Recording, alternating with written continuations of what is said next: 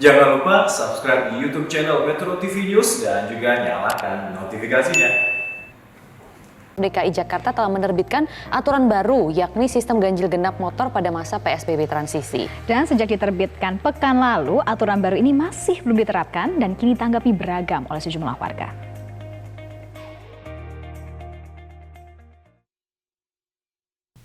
Sepekan setelah terbit peraturan baru Gubernur, pemerintah Provinsi DKI Jakarta belum memberlakukan sistem ganjil genap bagi kendaraan roda 2. Hingga pekan terakhir bulan ini, seluruh kendaraan roda 2 masih diizinkan melintas di 25 ruas jalan ganjil genap di ibu kota. Salah satu ruas jalan yang menerapkan sistem ganjil genap adalah kawasan Semanggi. Kendaraan roda 2 dengan plat bernomor ganjil masih dapat melintas pada tanggal genap. Begitu pula sebaliknya. Kebijakan ganjil genap untuk motor ini pun ditanggapi beragam oleh sejumlah warga. Sebetulnya nggak setuju, tapi nggak bisa dilawan, percuma. Harus mau gitu aja. Ya namanya rakyat katanya kan gitu. Harus mau aja, percuma juga dilawan nggak bisa. Mungkin kalau aksesnya dia sederhana, gitu simple menuju angkutan umum, saya setuju sih. Cuman kalau misalnya kayak pribadi saya sendiri, saya kurang setuju karena jauh juga gitu dari dari angkutan umum gitu. Kalau ganjil genap ini diperlakukan gitu. Jangan diterapkan lah untuk aturan kendaraan ganjil genap lah. Karena kan kalau kita kemana-mana, kalau kita bisa pergi jauh-jauh, kita kan harus sesuai tanggal dengan kendaraan motor kita. Kalau kita kendaraan motor kita ganjil dan tanggal genap, kita juga susah untuk buat pergian jauh, kemana aja juga susah. Sebelumnya, 19 Agustus lalu, Gubernur DKI Jakarta Anies Baswedan telah menerbitkan Peraturan Gubernur Nomor 80 Tahun 2020 tentang pembatasan sosial berskala besar pada masa transisi menuju masyarakat sehat, aman, dan produktif. Di antaranya memuat pengendalian moda transportasi dengan prinsip ganjil genap bagi motor dan mobil. Pada pasal 8 dijelaskan kembali bahwa motor dan mobil dengan nomor terakhir ganjil dilarang melintas pada tanggal genap. Demikian pula motor dan mobil dengan nomor terakhir genap dilarang melintas pada tanggal ganjil. Sepekan berlalu, hingga kini sistem ganjil genap yang berlaku hanya untuk kendaraan roda 4 di 25 ruas jalan ibu kota. Kebijakan ini pun berlaku pada jam padat setiap Senin sampai Jumat pukul 6 hingga 10 pagi dan dilanjutkan pukul 16 hingga 21 waktu Indonesia Barat. Tim Liputan Metro TV. Dan pemirsa, untuk mengetahui lebih lanjut mengenai aturan ganjil genap bagi kendaraan bermotor roda 2 dan bagaimana aturan ini berdampak di era pandemi seperti ini. Ya, kita sudah tersambung melalui sambungan video call dengan Syafrin Liputo, Kadisub DKI Jakarta, dan juga ada Daeng M. Fakih, Dr. Daeng, Ketua Umum PBID. Kita akan langsung bertanya dan menyapa keduanya. Selamat pagi Pak Syafrin, Dr. Daeng. Selamat pagi Mbak Maria, Mbak Sarah. Terima kasih sudah bersedia bergabung di Selamat Pagi Indonesia. Saya akan ke Pak Syafrin terlebih dahulu. Pak, apa sebenarnya yang membuat pemerintah provinsi membuat aturan ini? Apakah tidak khawatir ini malah akan membuat klaster COVID-19 makin bertambah? Ya, baik. Jadi pemerintah Provinsi DKI Jakarta pada pelaksanaan PSBB masa transisi ini tetap mengedepankan prinsip-prinsip protokol kesehatan. Dan oleh sebab itu, sebelum Pergub 80 sudah diterbitkan juga Pergub 51. Jadi Pergub 80 ini merupakan pengganti Pergub 51 yang di dalamnya juga sudah mengatur pengendalian lalu lintas dengan ganjil genap. Dan kemudian kami memang di dalam Pergub 51 sudah mengatur secara komprehensif seluruh aktivitas warga, sehingga prinsip protokol kesehatan baik itu di dalam perjalanan, pada tempat kegiatan, pusat-pusat kegiatan, di tempat bekerja, itu tetap dijalankan dan diselenggarakan dengan baik. Dan prinsip untuk di tempat berkegiatan memang di sana tetap diatur pengaturan bekerja dari rumah tetap menjadi hal yang utama 50%. Kemudian yang bekerja pun 50%-nya wajib mendapatkan 2 shift minimal. Artinya dengan pola ini di sisi hilirnya, tadi di sisi hulu, di sisi hilirnya tidak akan terjadi penumpukan atau peningkatan mobilitas warga karena seluruhnya sudah dihitung secara baik. Namun faktanya sejak surat izin keluar masuk Jakarta itu ditiadakan pada tanggal 14 Juli dan kemudian tidak ada lagi instrumen pembatasan pergerakan warga di tengah-tengah pelaksanaan PSBB masa transisi ini, mobilitas warga menjadi sangat tinggi. Sementara kita belum selesai di penyelesaian pandemi COVID-19. Nah, oleh sebab dia, itu, Pak. Jakarta Apa jaminannya perlu implementasinya bisa terlaksana, Pak Syafrin? Apa jaminannya bisa terlaksana dengan baik? Karena memang kan kita tahu bahwa menggunakan kendaraan sendiri itu pastinya lebih aman, Pak, daripada kendaraan umum. Iya, benar. Jadi memang kami mendorong warga dalam beraktivitas itu menggunakan kendaraan pribadi, tetapi juga kami mendorong bagi warga yang mendapatkan giliran work from home, disiplin berada di rumah, tidak melakukan kegiatan ataupun tidak melakukan perjalanan yang tidak penting.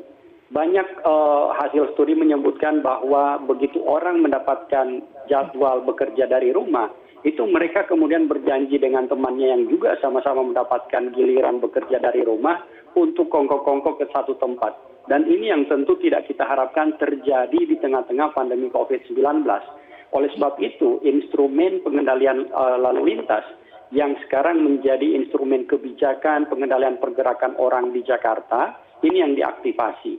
Sebenarnya ada dua emergency brake yang bisa ditarik oleh pemerintah Provinsi DKI Jakarta sebagaimana diatur dalam Pergub 51 tahun 2020 yang sekarang berubah menjadi Pergub 80 tahun 2020, yaitu yang pertama tentu dengan kebijakan ganjil genap yang merupakan instrumen pengendalian pergerakan orang, yang kedua kita kembali kepada PSBB, yang kedua tentu tidak diharapkan oleh seluruh masyarakat, tetapi kami juga berharap bahwa seluruh warga Jakarta bahkan Jabodetabek paham bahwa sekarang kita belum selesai dengan pandemi COVID-19.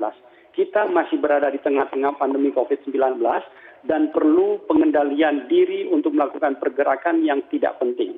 Kami dari sisi pemerintah melakukan pengaturan, melakukan pengaturan dengan melakukan pengendalian lalu lintas pembatasan dengan ganjil genap. Tujuannya adalah agar seluruh warga aware bahwa kita masih dalam pandemi COVID-19. Berarti awareness yang ingin ditekankan ya untuk pada masyarakat sendiri, Pak Syafrin. Nah, Dr. Daeng, kalau dari kacamata medis, apakah ini dinilai cukup strategis, dokter? Karena kan ini pasti berurusan juga dengan mobilitas warga yang memang membutuhkan transportasi untuk mungkin pastinya mereka bekerja dan mungkin baik yang mengeluhkan ini karena untuk mata pencaharian dan bukan untuk nongkrong-nongkrong yang ditakutkan oleh pemerintah, dokter. Jadi kalau tujuannya mencegah kongko-kongko nongkrong kayaknya tidak bisa dikendalikan dengan ganjil genap motor karena belum tentu itu berhubungan langsung. Kalau motor ini dibatasi, bagi saudara-saudara kita yang kemampuan ekonominya kecil, itu tidak mungkin naik mobil, pasti naik transportasi umum.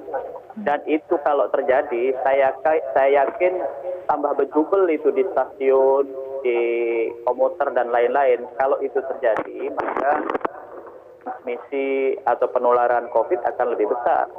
Karena kawan-kawan itu, saudara-saudara kita sudah paham sekarang bahwa daripada berjubel naik kereta, berjubel naik busway, lebih aman naik sepeda motor. Nah, ini perlu kajian lebih lanjut barangkali oleh Pemda DKI. Jangan sampai kebijakan ganjil genap motor ini justru mendorong penularan yang lebih. Ya, dokter, jika memang nanti ini diimplementasikan, pastinya akan berdampak pada seluruh lapisan masyarakat. Ini bagaimana dokter melihat kondisi saat ini untuk penerapan protokol kesehatan, terutama di transportasi umum seperti kereta dan juga bus-bus umum. Dari PBID mungkin sudah ada laporan masuk? Ya karena begini, karena tiap hari kan masih meningkat ya. Kalau secara nasional itu 2000 lebih ya. Kemudian di Jakarta ini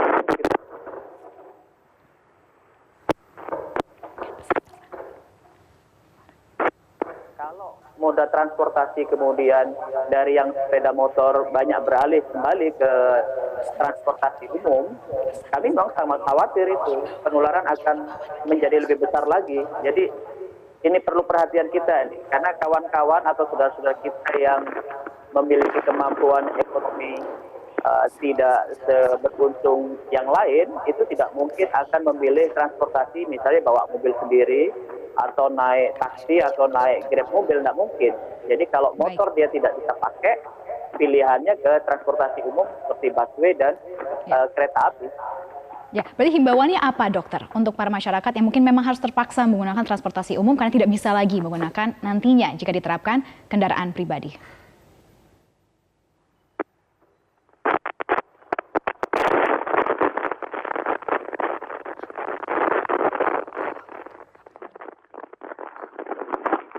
Baik. Ya, kita masih akan melanjutkan mengenai dilema ganjil genap ini dialognya, tapi kita harus jeda terlebih dahulu pemirsa. Jadi, tetaplah bersama kami di Selamat Pagi Indonesia. Dan pemirsa, kita masih membahas tentang penerapan ganjil genap. Kita langsung bertanya kembali ke Dr. Daeng karena tadi kita mengalami kendala audio. Dokter, bagaimana himbauannya kepada para masyarakat yang memang nanti harus menggunakan transportasi umum karena tidak bisa menggunakan kendaraan pribadi? Dan bagaimana juga nih dokter, untuk para pengendara sepeda motor atau kendaraan roda 2 ini bisa menerapkan protokol kesehatan yang baik dan benar sebenarnya seperti apa, dokter? Silahkan. Ya, jadi memang yang pertama kalau sepeda motor ini dibatasi, saudara-saudara kita yang kemampuan ekonominya kurang memang mau tidak mau ke transportasi umum, bukan ke mobil atau ke taksi, nggak mungkin itu. Sehingga memang sangat berisiko. Tapi protokol kesehatan untuk transportasi umum memang secara pokok seperti yang dikeluarkan oleh Kementerian Kesehatan tetap pakai masker. Kalau bisa pakai masker yang masker bedah, karena sekarang masker bedah ini sudah murah dan sudah banyak. Karena tidak bisa ditembus masker bedah ini oleh udara-udara dari luar. Kalau masker kain mungkin masih bisa ditembus.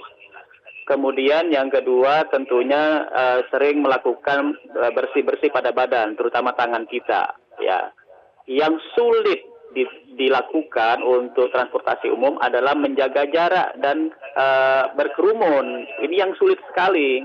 Gimana cara ngaturnya di lapangan? Sulit sekali dilakukan itu. Tapi tetap harus diupayakan untuk bisa menjaga jarak. Untuk yang pakai sepeda motor, tentunya yang pertama sepeda motornya mungkin lebih rajin lagi dimandikan. Siap kembali ke rumah dibersihkan. Kemudian helm yang dipakai itu dipastikan juga sering dibersihkan atau disemprot dengan antiseptik atau disinfektan. Atau dibersihkan dengan disinfektan misalnya. Kemudian jadi kebersihannya ekstra ya intinya dok ya, menjaga kebersihan dengan ekstra dari sebelum-sebelumnya begitu. Baik. Betul, helm itu kan sering dipakai soalnya. Baik. Kalau begitu kita akan langsung tanyakan kepada Pak Syafri di sini karena tadi sudah dipaparkan resiko-resikonya. Nah, sudah siapkah Pemda DKI akan resiko-resiko tersebut? Seberapa siap dan apakah aturan ini sebenarnya masih bisa dikaji ulang kalau nanti melihat ada penambahan klaster dari COVID-19 di DKI Jakarta? Ya, baik Mbak Maria, bahwa terkait dengan implementasi ganjil genap bagi roda 2 saat ini belum diterapkan. Kapan itu diterapkan? Jika ternyata terhadap penerapan ganjil genap yang saat ini kami terapkan bagi roda 4 atau lebih, kemudian di 25 ruas jalan dengan 2 periode waktu tadi, itu ternyata tidak mampu menekan mobilitas warga. Namun berdasarkan data kami dalam 2 minggu terakhir, setelah implementasi ganjil genap, dilakukan penegakan hukum oleh rekan-rekan kepolisian, mobilitas warga pada beberapa tempat yang sebelumnya tinggi itu turun. Seperti contoh ke tempat kuliner, ke retail, kemudian ke taman, ini cenderung turun untuk mobilitas warga. Dan ini kami lakukan evaluasi secara terus-menerus setiap minggu. Artinya, ini bukan berarti bahwa dengan adanya penurunan mobilitas warga, kemudian dibutuhkan pembatasan dengan roda 2, ini menjadi peringatan buat kita semua. Bahkan bukan tidak mungkin, jika tetap terjadi pelanggaran terhadap protokol kesehatan yang tadi juga sudah disampaikan oleh Pak Dr. Daeng, maka tentu emergency brake yang sudah ditetapkan dalam Pergub 51 yang sekarang menjadi Pergub 80 ini ditarik oleh pemerintah Provinsi DKI Jakarta. Saya tambahkan, untuk angkutan umum, saat ini justru penerapan protokol kesehatan di angkutan umum itu 100% Dr. Daeng. Orang yang naik ke MRT, KRL, Transjakarta itu semuanya wajib memakai masker.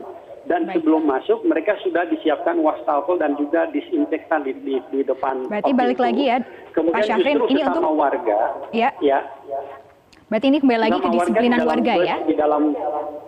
di dalam bus, di dalam kereta, itu semuanya justru sangat disiplin mengingatkan warga lainnya, Pak jangan dekat saya, ini dilarang, begitu ada tempat duduk yang di-cross. Tapi Artinya tetap justru sulit untuk bisa kesadaran warga di menjaminnya ya. angkutan umum sangat tinggi.